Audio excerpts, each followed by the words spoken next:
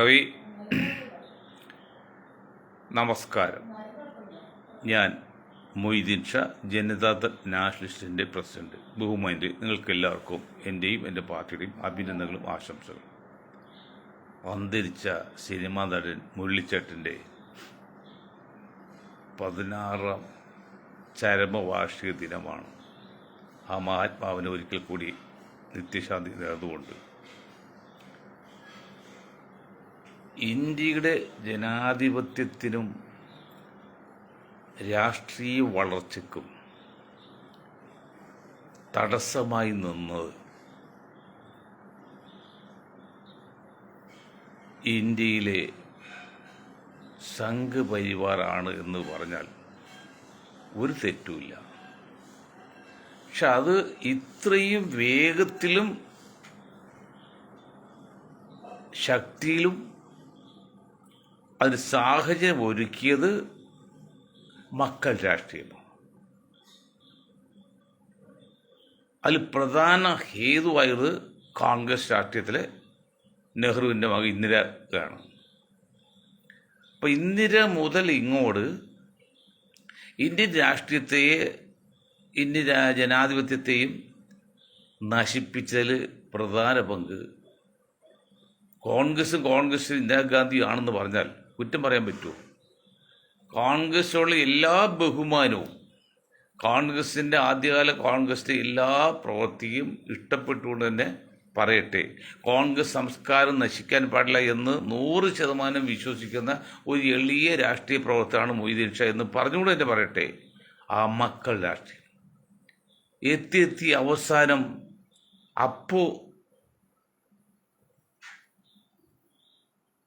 John ജോസഫിലെത്തി കാണും.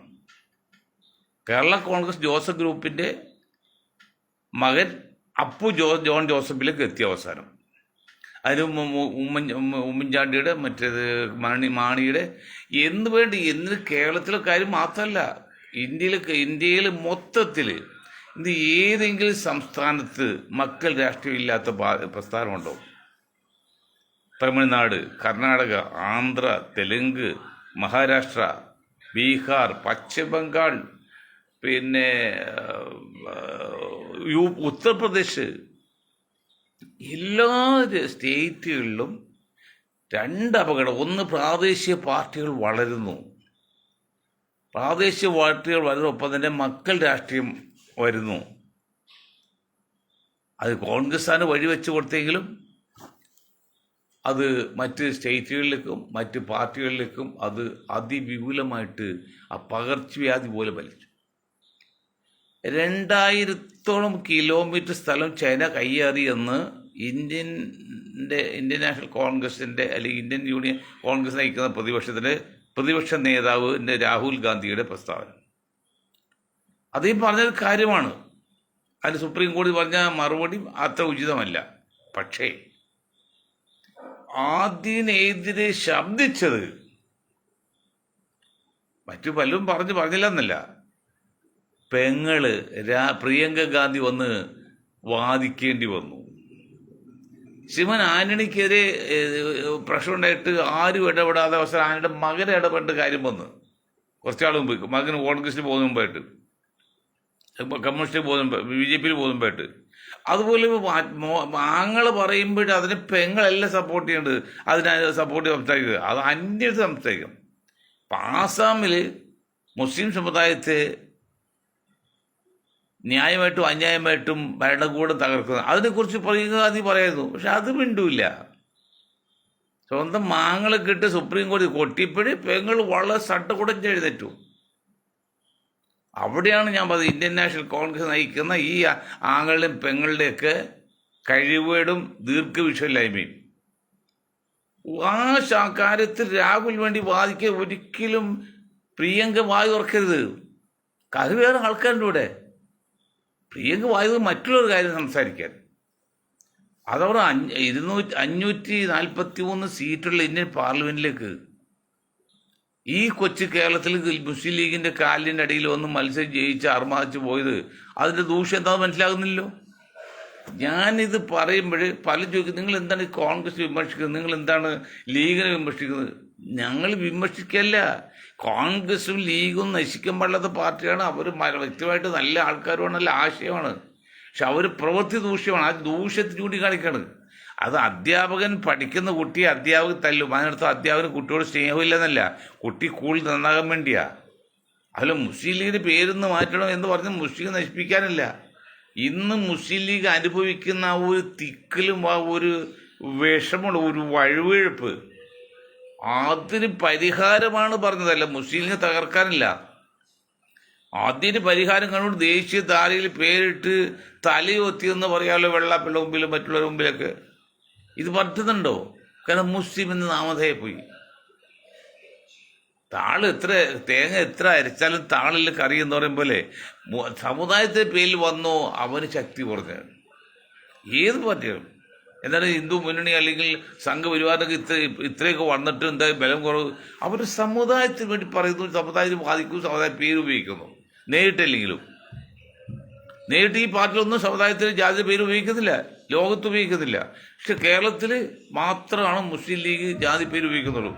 പക്ഷെ അതിൻ്റെ പോരായ്മ എന്താണെന്ന് എത്ര പറഞ്ഞിട്ട് മുസ്ലിം ലീഗിനോട് മനസ്സിലാകുന്നില്ല. ഞങ്ങൾ പറഞ്ഞല്ലോ, ഇന്ന് ജീവിച്ചിരിക്കുന്നതിൽ പ്രത്യേകിച്ച് കേരളത്തിലെങ്കിലും കുഞ്ഞാക്കാനെ പോലെ ഒരു കഴിവുള്ള ഒരു രാഷ്ട്രീയ നേതാവും പിന്നെ വലിയ കുഴപ്പമില്ലാത്ത ആൾ വേറെ ഇല്ല. പക്ഷെ അദ്ദേഹത്തെ ഷൈൻ ചെയ്യാൻ പറ്റുന്നില്ല. അത് മുഴുവൻ ആസ്വദിക്കാനോ അത് മുഴുവൻ പ്രവർത്തി കൂട്ടുവാൻ പറ്റുന്നില്ല. കാരണം മുസ്ലിം എന്ന വാല്. ഞങ്ങൾ വീണ്ടും പറയുന്നത്, മുസ്ലിം സമുദായത്തെ മുസ്ലിമിന് യാതൊരു കുഴപ്പമില്ല. മാത്രമല്ല മറ്റേതൊരു സമുദായത്തെക്കാൾ ഒരുപടി മുന്നിൽ നിൽക്കുന്ന മതമാണ് ഇസ്ലാം മതം, മുസ്ലിം മതം. അത് ആത്മീയമായിട്ട് ഈ ഭൗതികയിൽ വരുമ്പോഴാണ് പ്രശ്നം. അപ്പോൾ അതുകൊണ്ട് മുസ്ലിം ലീഗോട് പേര് മാറ്റാൻ വന്ന് മുസ്ലിം തകർക്കാൻ വേണ്ടിയില്ല. അത് ഇനിയും ചെയ്തവർക്ക് നല്ലത്. നമ്മൾ പറഞ്ഞു വരുന്നത് മക്കൾ രാഷ്ട്രീയം. നിങ്ങൾ പിന്നെ ഇത് ഉത്തർപ്രദേശിൽ കല്യാൺ സിംഗിന് മകൻ വന്ന് BSPയുടെ മായാവതിയുടെ പേരക്കിടവരെ കൊണ്ട് കുറച്ച് മാറ്റി വീണ്ടും എടുത്തിട്ടുണ്ട്. ആന്ധ്രയിൽ, തെലുങ്കിൽ, കർണാടകയിൽ, തമിഴ്നാട്ടിലൊക്കെ കംപ്ലീറ്റ് രാഷ്ട്രീയം, കർണാടകയിലും കംപ്ലീറ്റ് രാഷ്ട്രീയം, കേരളത്തിലും അങ്ങനെ. എന്താണ് ഈ പാർട്ടികൾക്കെല്ലാം? അതായത് 20, 30, 40, 50 വർഷം വരെ പ്രവർത്തന പാരമ്പര്യവും പരിചയമുള്ള അണികൾ നിൽക്കേ 10, 12 അല്ലെങ്കിൽ 5, 6 വർഷത്തെ പരിചയമുള്ള ഒരാളെ ഇപ്പോൾ ജോസഫിൻ്റെ മകന് കൊടുക്കുക. ജോസഫിൻ്റെ ഞാൻ കുറ്റപ്പെടുത്തല്ല, കാരണം അദ്ദേഹം അത് ചെയ്ത് തെറ്റല്ല. എങ്കിലും അദ്ദേഹത്തെ അവസരം നശിപ്പിച്ചു പറയാൻ പാടില്ല. എങ്കിലും പറയാണ്, അതായത് BSPയുടെ ഞാൻ BSP സംസ്ഥാന ജനറൽ സെക്രട്ടറി ഒരാളുണ്ട്, രാജ്മോഹൻ തമ്പി. അത് IAS ആണ്. അദ്ദേഹം ഞാനൊക്കെ അത് പിരിഞ്ഞതിന് ശേഷം പിന്നെ പുള്ളി ബന്ദ് പ്രഖ്യാപിച്ചു കേരളത്തിൽ BSP. ആ ബന്ദ് പ്രഖ്യാപിച്ചപ്പോൾ തന്നെ ബന്ധേ ഇല്ലാതെ പോയി. അതുപോലെ ഈ ജോസഫ് ഗ്രൂപ്പിൻ്റെ മകൻ അടുത്ത സ്ഥാനാർത്ഥിയായിട്ട് അല്ലെങ്കിൽ അടുത്ത ചാർജ് ഏൽപ്പിക്കുന്നതോടുകൂടി തന്നെ അത് ഇല്ലാതാകാൻ പോകണം. ഇല്ലാതെ ആയേ തീരൂ. അത് മസ്റ്റാണത്.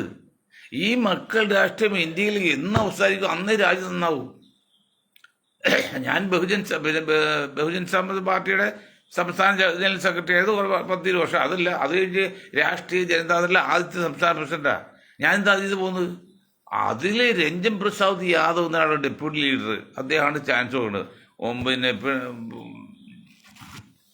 ലാലു പ്രസാദ് യാദവിന് ഇങ്ങനെ ചില പ്രശ്നം വന്നപ്പോൾ രാജിവെക്കണം. ഇപ്പോൾ അത് രഞ്ജൻ പ്രസാദ് യാദവിനെയാണ്, അതും യാദവാണ്, കുടുംബക്കാരൊന്നുമില്ല, ആക്കാതെ വീട്ടിലിരുന്ന ഭാര്യ റാബർ ദേവിയെ കൊണ്ട് മുഖ്യമന്ത്രിയാക്കി. അന്ന് ഞാൻ പോകുന്നത്. അപ്പം അതുപോലെ വൃത്തികെട്ട ശൈലിയാണ് ഈ ആൾക്കാർ കാണിക്കുന്നത്. ശരത് പവാർ ആരാണ് ഇല്ലാത്തത്? നായിഡു മറ്റേ ദേവഗൗഡ എന്നുകൊണ്ട് എല്ലാവരും ഈ മക്കൾ രാഷ്ട്രീയം. അവിടെ ദയവ് ചെയ്ത് സഹോദരങ്ങൾ, ബുദ്ധിശൂന്യമല്ലാത്ത ഇന്ത്യക്കാരെ, നിങ്ങൾക്ക് എന്തെങ്കിലും രാജ്യ താല്പര്യമുണ്ടെങ്കിൽ നിങ്ങൾ ഈ മക്കൾ രാഷ്ട്രീയത്തെ പ്രോത്സാഹിപ്പിക്കില്ലേ? വന്ന് അവരെ കൂടെ പറ്റാതെ UP-യിൽ, കർണാടകയിലേക്ക് അവർ മക്കളില്ലാതെ പറ്റാതെന്ന് അങ്ങനെ ആക്കിയെടുത്ത്. എന്താണ് ലാലു പ്രസാദ് യാദവ് മകനല്ലാതെ വേറെ അവിടെ നേതാവില്ലേ? ശരത് പവാറിൻ്റെ മക്കളുടെ വേറെ ഇല്ലേ? അല്ലെങ്കിൽ കർണാടകയിൽ, തമിഴ്നാട്ടിൽ, UP-യിൽ ഒക്കെ ഇല്ലേ? എന്ത് ന്യായമാണത്? എനിക്ക് ശരി പണ്ട് രാജഭരണ കാലത്ത് മക്കൾ പാരമ്പര്യമായിരുന്നു. അതൊരു തറവാട്ട് സ്വത്ത് പോലെ പാരമ്പര്യം കിട്ടുന്ന. ഇത് ജനാധിപത്യമാണത്. ജനാധിപത്യത്തെ അങ്ങനെ അങ്ങനെ ഒരു ജനാധിപത്യം ജനങ്ങൾക്ക് ആധിപത്യം ഉണ്ടാവണം, അല്ല കുടുംബാധിപത്യം പറ്റുമോ? രാജാധിപത്യം രാജാധിപത്യം രാജാവിൻ്റെ ആധിപത്യം, ജനാധിപത്യം ജനങ്ങളുടെ ആധിപത്യം. അവിടെ ജനങ്ങളുടെ ആധിപത്യം, നേതാക്കളുടെ ആധിപത്യമല്ല പറഞ്ഞത്. ജനാധിപത്യം എന്ന് പറയുന്നത് ജനങ്ങളുടെ ആധിപത്യം, മറ്റ് രാജാക്കന്മാരുടെ ആധിപത്യം. അത് മനസ്സിലാക്കാം, പാരമ്പര്യമായിട്ട് പോരും അവകാശം. ഇത് ജനങ്ങൾക്കാണ് ആധിപത്യമുണ്ട്, ഇതൊരു നേതാക്കളുടെ ആധിപത്യമായി. അപ്പം എന്ന് നേതാക്കൾ ആധിപത്യം ഇന്ത്യയിൽ വന്നോ അന്ന് മുതൽ ഇന്ത്യൻ രാഷ്ട്രീയത്തിൻ്റെ വളർച്ച, ഇന്ത്യൻ രാഷ്ട്രീയത്തിൻ്റെ ജനാധിപത്യത്തിൻ്റെ തകർച്ചയും തുടങ്ങി. അവിടെയാണ് കോൺഗ്രസിന് പറ്റിയ തെറ്റ് ഇന്ദിരാഗാന്ധിയെ കൊണ്ട് എത്തിയത്. അത് കഴിഞ്ഞ് അതിനേക്കാൾ ഒരു തെറ്റാണ് സോണിയെ കൊണ്ടത്. അപ്പോൾ കോൺഗ്രസ് ഒരു പക്ഷത്ത് കുടുംബാധിപത്യം ഉണ്ടായി, അതങ്ങനെ കോൺഗ്രസ് നശിക്കുകയും ജനാധിപത്യം നശിച്ചുകൊണ്ടിരിക്കുക തന്നെയാണ്. അതിന് ഏറ്റവും വലിയ തെറ്റായിട്ട് ഒന്നും ബന്ധമില്ലാത്ത സോണിയാഗാന്ധി കൊണ്ടുവന്ന് ഇന്ത്യൻ രാഷ്ട്രീയത്തിൽ ഏൽപ്പിച്ചു. അവിടെ തീർന്ന്. പക്ഷെ ഇന്നും ഈ കോൺഗ്രസ് ആധിപത്യമുള്ള അല്ലെങ്കിൽ കുടുംബാധിപത്യമുള്ള ചില അണികളോടൊക്കെ പറഞ്ഞല്ലോ, അവർക്ക് രാഹുൽ ഗാന്ധി അല്ലെങ്കിൽ പ്രിയങ്ക ഗാന്ധി, സോണിയാഗാന്ധി ഈ എന്തൊക്കെ പറഞ്ഞ് എന്തൊരു ആവേശമാണ്. നിങ്ങൾ കാണിക്കുന്ന ആവേശം കൊണ്ട് അവർ നന്നാവില്ല, രാജ്യം നന്നാവില്ല. രാജ്യം നന്നാണെങ്കിൽ നിങ്ങൾ ആവേശം കാണിക്കുന്നത് ജനാധിപത്യത്തിൽ പോകണം, ജനങ്ങൾക്ക് ആദ്യം. കുടുംബാധിപത്യത്തോട് നിങ്ങൾ ആധിപത്യം കാണിക്കുക അല്ലെങ്കിൽ ആസക്തി കാണിക്കരുത്. അത് നശിക്കുള്ളൂ, നന്നാവില്ല. ഇപ്പം രാഹുൽ ഗാന്ധിയുടെ തൊട്ടതായുള്ള ഇതാണ് വേണുഗോപാൽജിക്ക് വേണ്ടി പാലക്കാട്ട് ഒരു കാക്ക ചെറുക്കാൻ 19 വയസ്സുള്ളത്. എന്തൊരു ആവേശമാണ്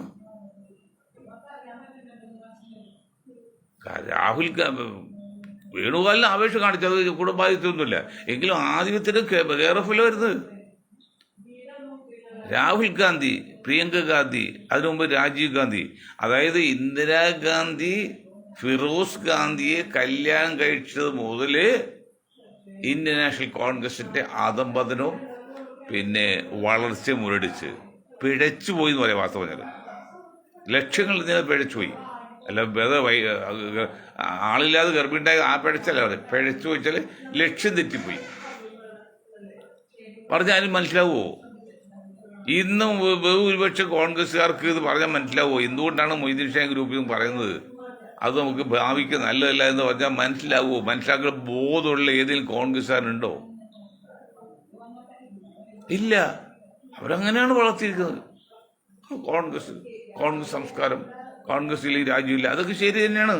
കോൺഗ്രസ്സിൽ രാജ്യമില്ല, ഇന്ത്യ നഷ്ടം, ഒക്കെ ശരി, സമ്മതിക്കാം. പക്ഷെ അതിൽ ഈ മക്കളാധിപത്യം കോൺഗ്രസ് പറയാൻ കാരണം അതാണ് പ്രധാന പാർട്ടി ആദ്യം തുടങ്ങിയത്. അതിനുശേഷം വന്ന സമാജ്വാദി പാർട്ടി, ജനതാദൾ എല്ലാം അങ്ങനല്ലേ. അതെല്ലാം തെറ്റാണ്. ഇതെല്ലാം ചെയ്യാതെ രാജ്യത്തെ അതാണ് ജനാധിപത്യത്തിൻ്റെ അപകടമണി മുഴകിക്കൊണ്ടിരിക്കുകയാണ്. സംഘപരിവാറിൻ്റെ ഭരണത്തിന് ശേഷം ഇന്ത്യയെ സംബന്ധിച്ച് ധാർമ്മികമായിട്ടും സാമ്പത്തികമായിട്ടും എല്ലാ നിലക്കും അന്ധമായ ഒരു ആരാധനയോട് വന്ന ശേഷം എല്ലാ നിലക്കും വളർച്ച മുരടിച്ചിരിക്കുകയാണ്. നീതി ഉണ്ടാവില്ല. നീതി ഉണ്ടാവുമെങ്കിൽ 2 ഗ്രൂപ്പായി തീർക്കുക. രണ്ട് ഗ്രൂപ്പല്ലേ, സവർണനിൽ പലരും ഏതാണ്ട് രംഗത്ത് വന്ന് എല്ലാം പറയുന്നത് നമ്മുടെ അടൂർ ഗോപാലകൃഷ്ണന് വേണ്ടി വാദിക്കണം. എന്നാൽ ആ മനുഷ്യൻ അങ്ങനെയല്ല പറയേണ്ടിയിരുന്നതെന്ന് പറയണില്ല. ഇതിപ്പോൾ നമ്പൂരി വന്ന്,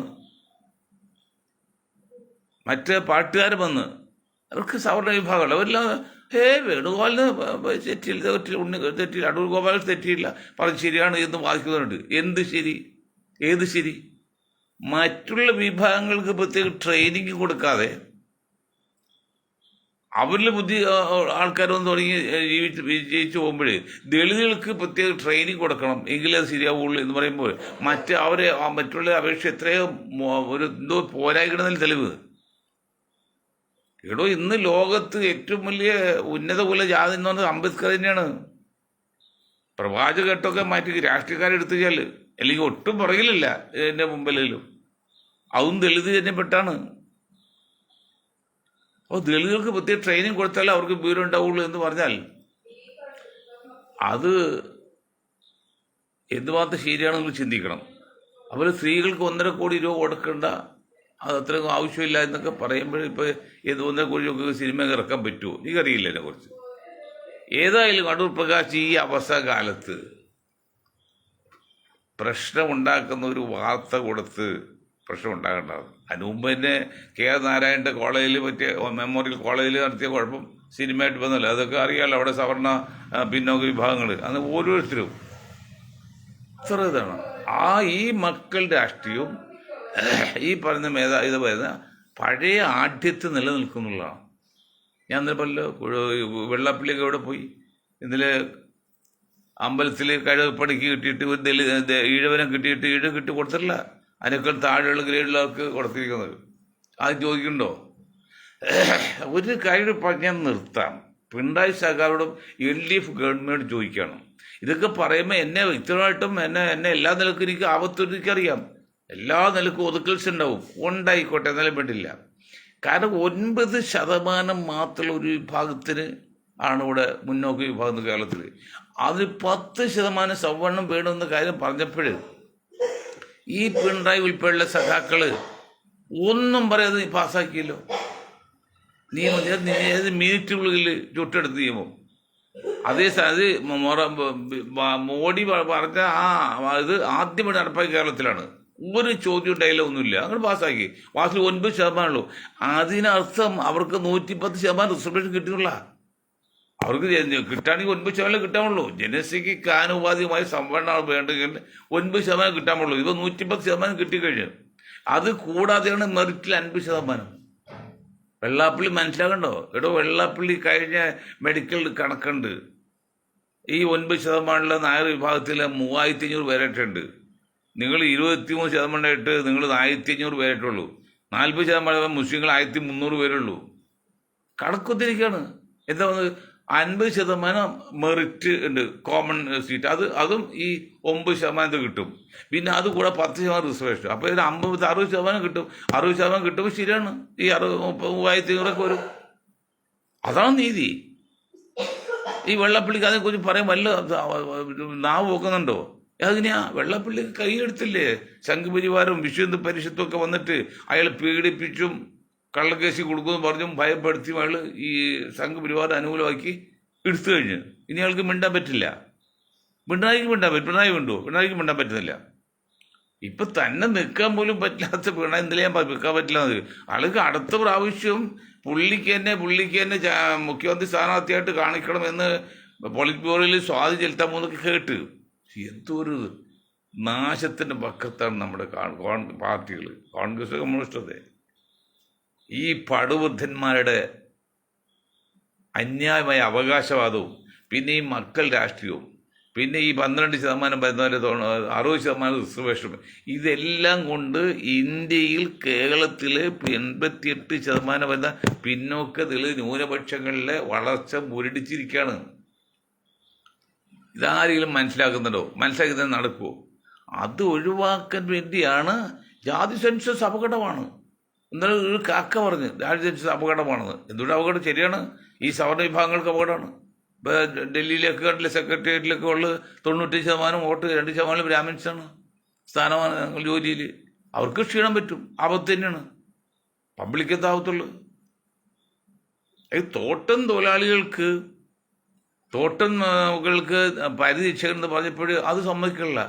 അത് സമ്മതിക്കാതെ ലക്ഷക്കൾ 5 ലക്ഷം ഹെക്ടർ ഭൂമി ടാറ്റ കൊടുക്കുക. 5 ലക്ഷം ഹെക്ടർ 13 ലക്ഷം ഏക്കറായി. ഏതാണ്ട് 13 ലക്ഷം ഏക്കറാണ് ടാറ്റ വെറുതെ കൈയേറി കൃഷി ചെയ്തിരിക്കുന്നത്. അത് രാഷ്ട്രീയക്കാർക്ക് കുറേ പണം കൊടുക്കും കൊല്ലം. ബാക്കി സർക്കാർ ഒത്തുവശയില്ല, ചികിത്സാരം ചെയ്തിട്ടുള്ളൂ. ഈ 13 ലക്ഷം ഏക്കർ ഭൂമിക്ക് എത്ര 1000 കോടി രൂപ ഉണ്ടാവും? എന്നിട്ടും അത് കൂടാതെ അത് തോട്ടമാണ് മറ്റു പണിക്ക് ഉപയോഗിക്കാൻ പാടില്ലെന്നൊരു നിയമമുള്ളതുകൊണ്ട് അത് ഒഴിവാക്കാൻ വേണ്ടി ഒരു മയപ്പെടുത്തി ഒരു നിയമം ഉണ്ടാക്കി.